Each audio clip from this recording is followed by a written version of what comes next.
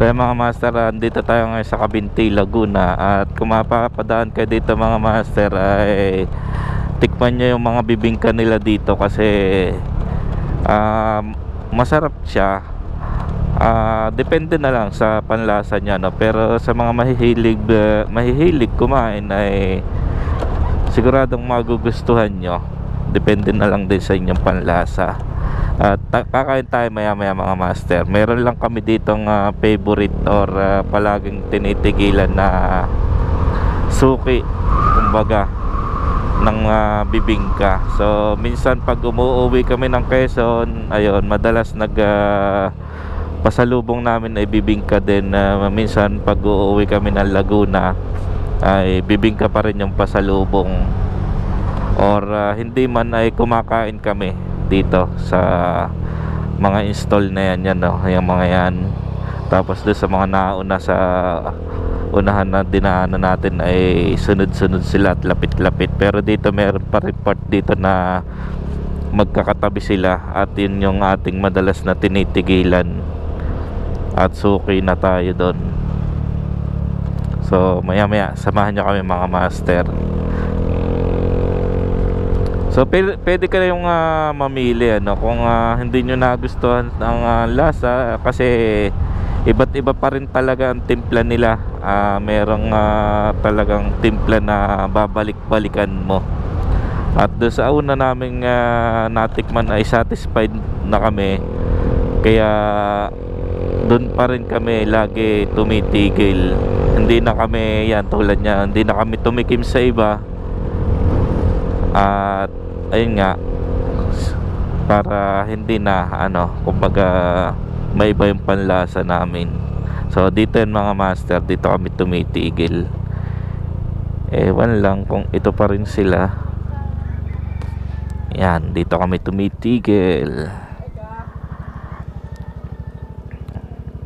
So tara, tikman natin ang bibingka. Oh, kain na tayo. Papasalubungan mo ba yung dalawa? 300 yan, di ba?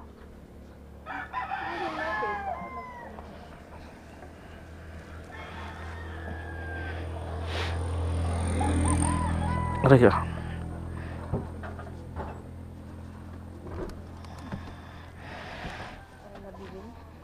ah. Nabingi ka na. 3 daw ate.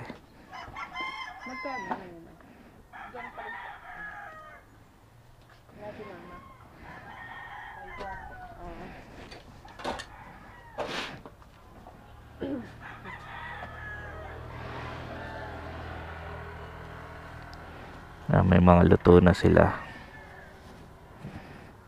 Pasilip nga sa loob. Binibidyo ko lang. Yan o.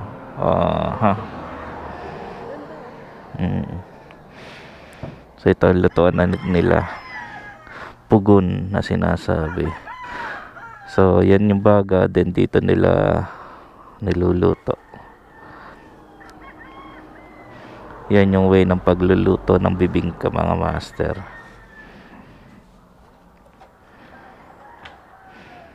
Kakainin na namin yung isa.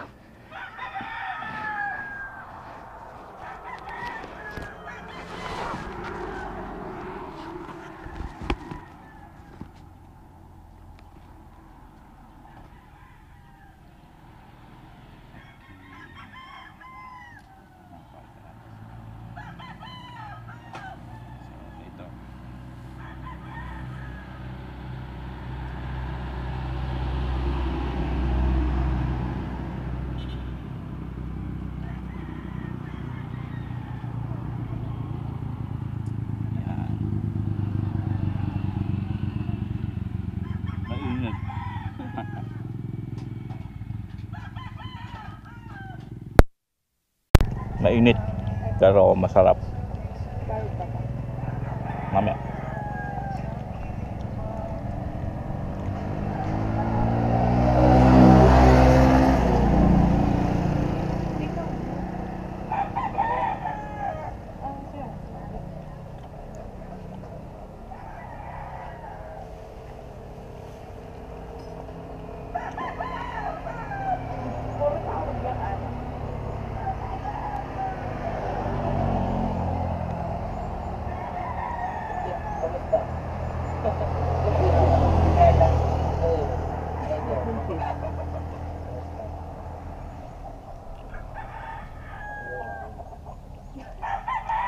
Kamusta to? I-archive mo. Parang pag may Yun, daan na kayo dito. Way ng Cabinti, Laguna to Luciana.